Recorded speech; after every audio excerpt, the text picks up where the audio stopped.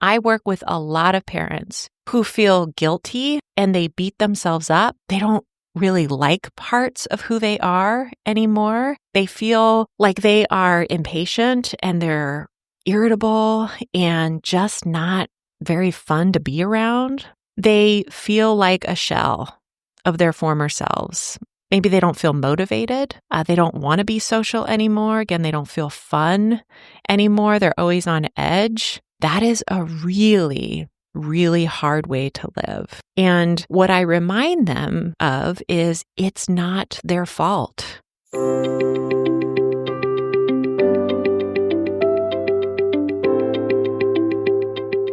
Hi there, and welcome to the Brain First Parenting Podcast. I'm your host, Eileen Devine, and I am a therapist, parent coach, and educator who supports parents that are raising children, teens, and young adults with brain-based differences and challenging behavioral symptoms. If you are a parent or caregiver of a child who has intense, confusing, relentless, or sometimes even scary behaviors, you are in the right place, and I am so glad you're here. Let's get started.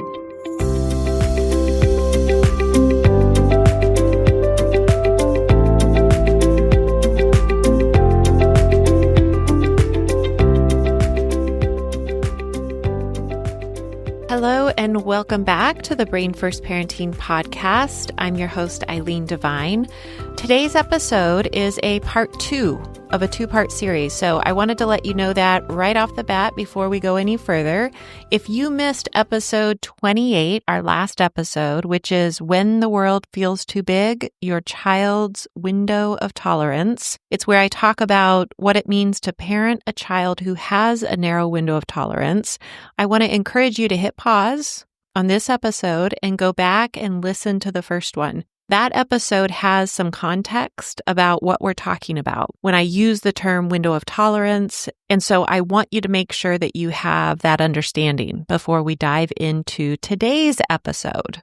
Okay, so as promised in our last episode, today we are talking about our own window of tolerance. And that could be in the role of a parent or professional. Most of the information that I'll talk about in this episode is related to parenting, but if you are a professional, it is easily transferable to your role in supporting these complex kids. So understanding this about ourselves is so essential. It's one thing to understand what's happening with our kids and their unique neurobiology. That in and of itself can be a steep learning curve. But once we have that squared away, or we're well on our way to understanding that, if we don't have that understanding, that same understanding about ourselves, it's going to be much more difficult to make progress in that relationship with your child, which can be, I know, tricky, even in the best of times. It's also going to be really difficult to make progress in helping with their symptoms, those defensive behavioral symptoms that we all want to see dissipate, right? In intensity and in frequency over time. So I don't say that to be discouraging. I actually think there's a lot of hope in that because it is understanding this about ourselves, understanding this about our kids, when things actually can get better. I understand that if you're hearing that and you're feeling discouraged because you feel stretched thin, and maybe you are in a place of burnout, this episode is even more relevant for you.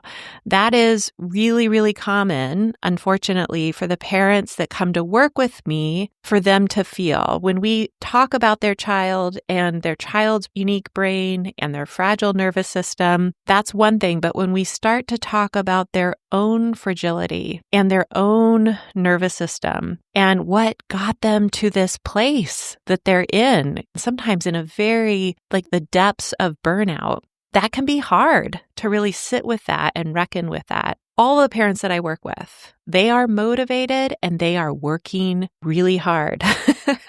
That is not the issue, right? The reason why things aren't getting better for them, it's complex, it's layered, but a really important piece of that is making sure that we are attending to them and their own needs and their own resilience. Okay, so we're going to take all of the energy that you or the parents that I work with have been spending trying to control your child's behavior. Again, for very understandable reasons, you want there to be more peace in your home. We're going to take all that energy and we're going to put it somewhere different. So it's not working harder. It's just doing something different with that energy. It may feel clunky. It may feel awkward. It may feel, again, like hard work, especially in the beginning, because you're shifting the way that you are relating to your child, but also relating to yourself. And you're showing up for your child in this different way.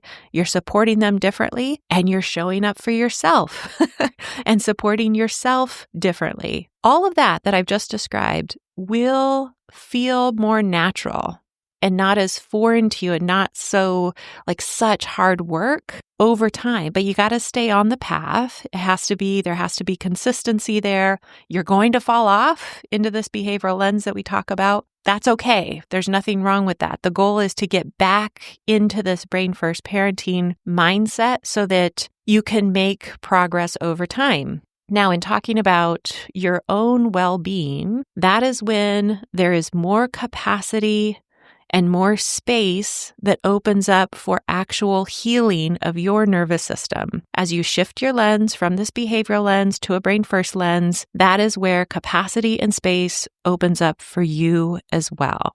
Okay, so I want to say all of that right off the bat, so that you know that there is hope for you. There is hope for you and your own healing. There is hope for you and your relationship with your child and healing there. Much more hope than most people have led you to believe. But an important piece of that is what we discussed last episode, your child's fragility, their narrow window of tolerance, but also your window of tolerance. So with that understanding in mind, let's dive into what it means to really focus on your own window of tolerance and become familiar with that and what has happened to it over time.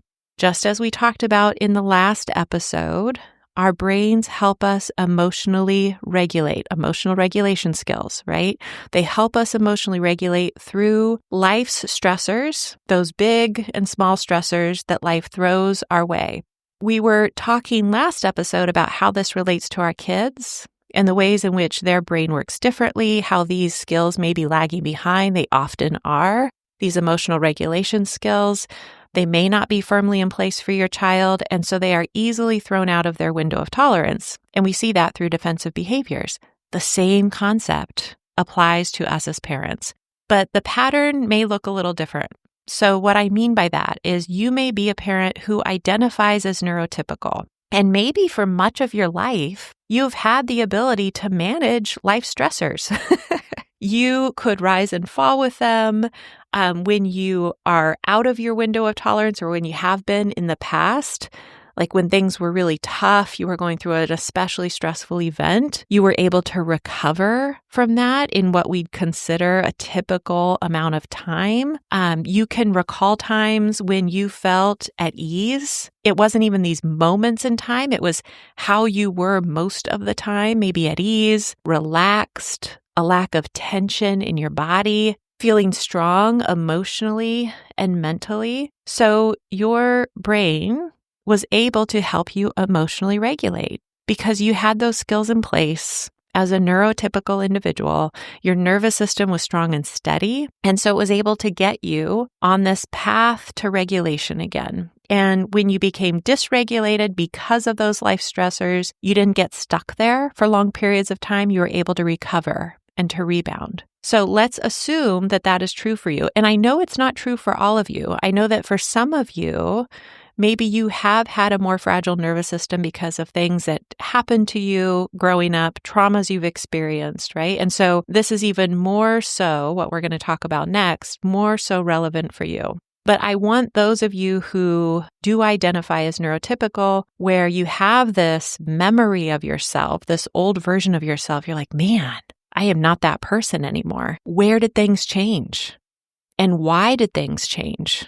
Right? That's really important to understand. I work with a lot of parents who feel guilty and they beat themselves up. They don't really like parts of who they are anymore and related to them as a parent, right? They feel like they are impatient and they're irritable and just not very fun to be around. They don't feel very nice all the time, most especially to those who are closest to them. They feel like a shell of their former selves. Maybe they don't feel motivated. They don't want to be social anymore. Again, they don't feel fun anymore. They're always on edge. That is a really, really hard way to live. And what I remind them of is it's not their fault. It actually makes a lot of sense when they describe how they're feeling. It makes a lot of sense to me why they would be feeling that way. They're not bad people and they're not bad parents. What is true is that they have been exposed to chronic, prolonged, and oftentimes unpredictable stress that has narrowed their window of tolerance for stress over time. So those life stressors that used to be things that they could manage and that they could just rise and fall with, right, now completely throw them off. They experience behavioral symptoms that reflect the fragility of their nervous system, reflect their narrow window of tolerance, reflect being thrown out of their window of tolerance really, really easily. So if you listen to the first episode, this is all sounding really familiar to you, right? Because it's exactly what we talked about happening with our kids. If you listen to or read Dr. Bruce Perry's work, you'll hear him talk about this unpredictable and chronic and prolonged stress and what it does to an individual's physiology and how it shapes their neurobiology. If you're interested in reading more about it, a really excellent book on this topic is by Dr. Bruce Perry. He wrote it with Oprah Winfrey, and it's called What Happened to You? And the title of the book tells you a lot. It assumes that someone who is having a really difficult time behaving in these ways, maybe acting in ways that aren't pleasant for those around them, that something has happened to them that's resulting in these defensive behavioral symptoms. What happened to you? What trauma or chronic stress have you experienced that this is now your experience of the world? The world is too much, right? So in this book, he talks about how stress in and of itself is not bad. Stress is not bad. It gets us moving. It motivates us. There are actually ways that stress is really good for us. What is not good for our brains and our nervous system is when it's prolonged and chronic and unpredictable. I know from working with thousands of parents at this point that this has been the stress pattern in their life. They've been trying to support a very complex child who has the defensive behaviors that have escalated over time because they've not had the support they need, and the parents and the school and everyone around them has not had the information that they've needed about their child's unique neurobiology, their brain and their nervous system, and what they need. They also feel like the behavioral symptoms, these parents feel like the behavioral symptoms of their child, that rage or the school refusal or the anxiety that their child has experienced over the years is unpredictable. And that could be because of their diagnoses, for example, like untreated neuroimmune conditions, autoimmune conditions that went undiagnosed or unrecognized. They didn't know what that pattern was about. It felt completely unpredictable, right? It could be for a child who the parent just doesn't have the information they need to be able to see the patterns. So it feels like those behavioral symptoms come out of nowhere. They just didn't have the information to be able to look for the patterns and see how much stress has played into that and where that root cause of those behavioral symptoms were. So I say all of this to hopefully help you reflect on your own experience with lots and lots of self-compassion and just how much stress has played a factor in your life and your well-being.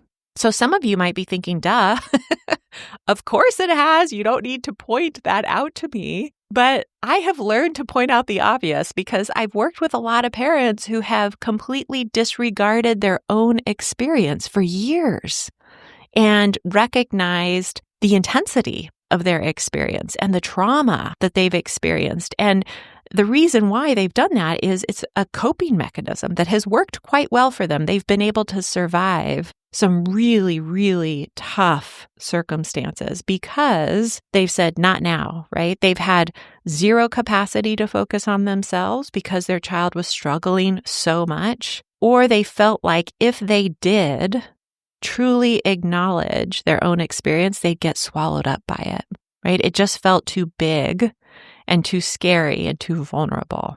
So when someone's window of tolerance becomes narrow over time because of this prolonged, unpredictable, and chronic stress, it doesn't take much to throw them out of their window of tolerance for them to experience behavioral symptoms like the irritability, right? Or the anger, right? Being like on a short fuse. Again, very, very similar to our kids and their fragility, maybe just a different origin point for it.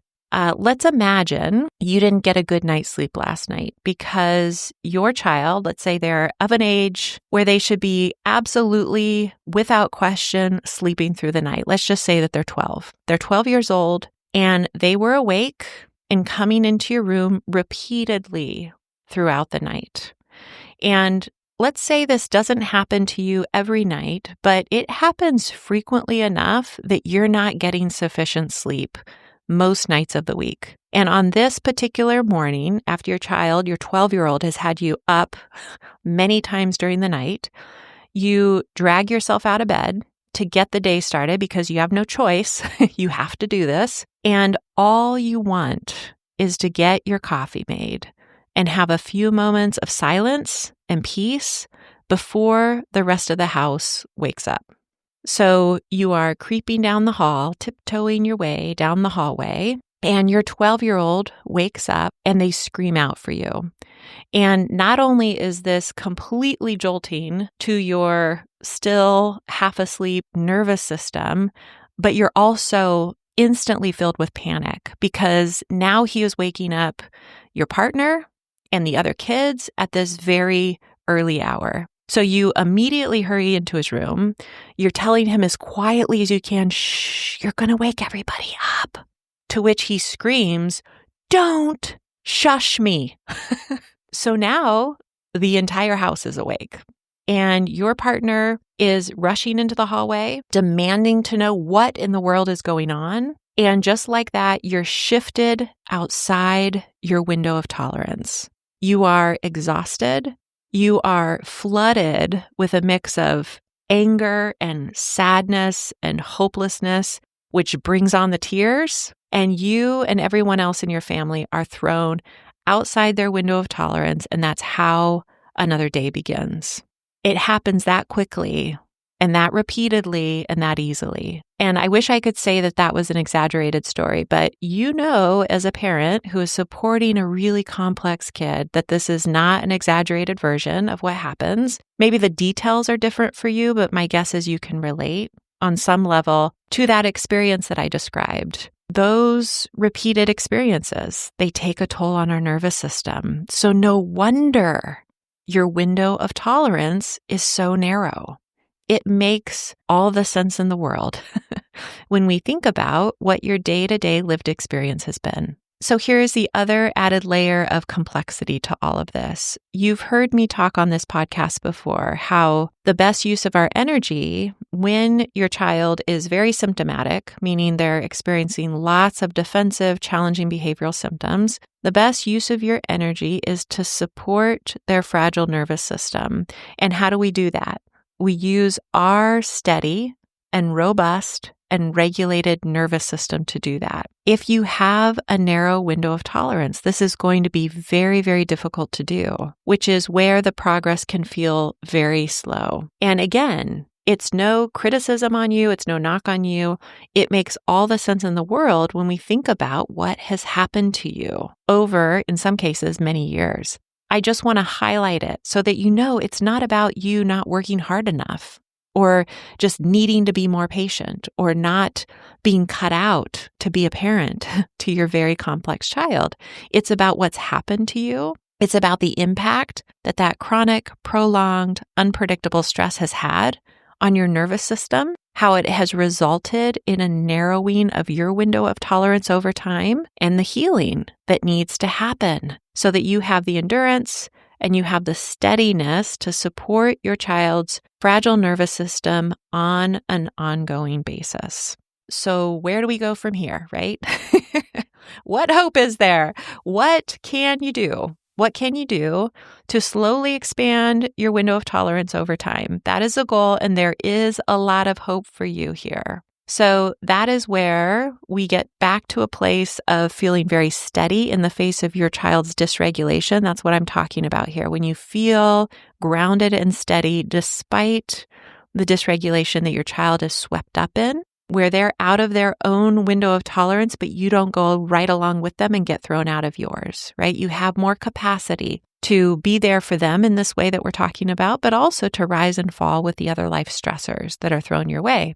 The path to getting there is getting very, very specific about the concrete steps that you need to take every single day to build your resilience.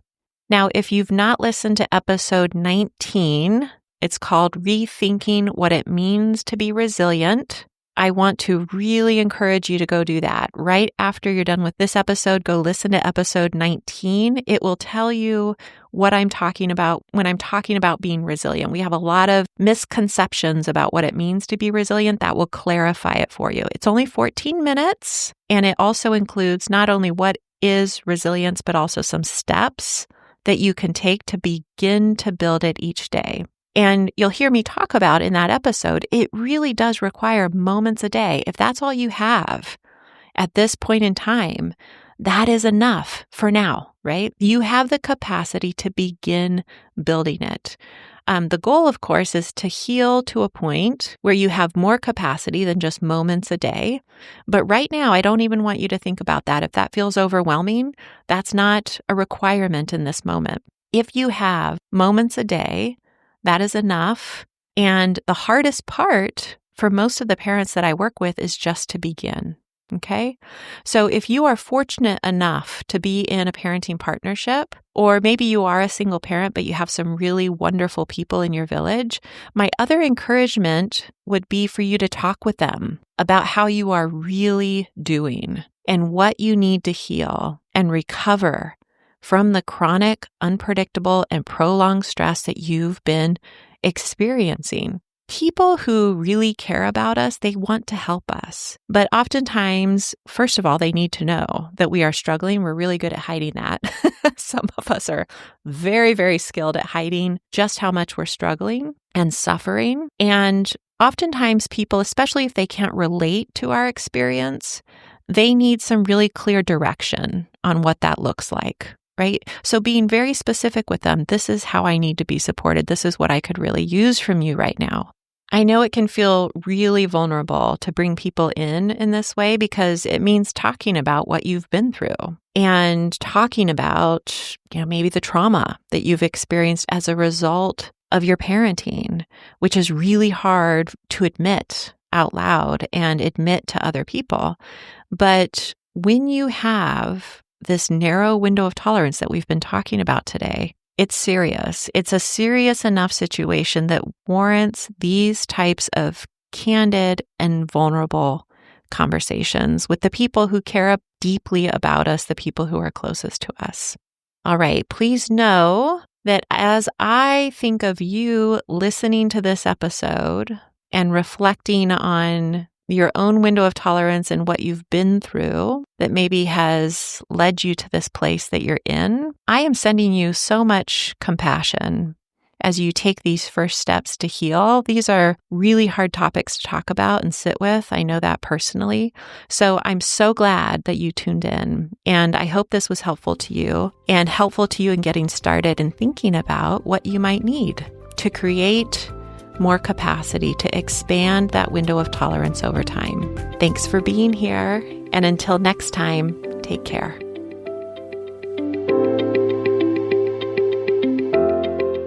Hey, real quick before we go, if you are on Instagram or Facebook and you have not yet hit that follow button for Eileen Devine and Brain First Parenting, that is where I hang out and share information every single day about the Brain First Parenting approach, as well as my upcoming workshops or free resources that I've created for parents just like you. It would mean the world to me if you join me on either one of those platforms. Thank you, and I look forward to seeing you there.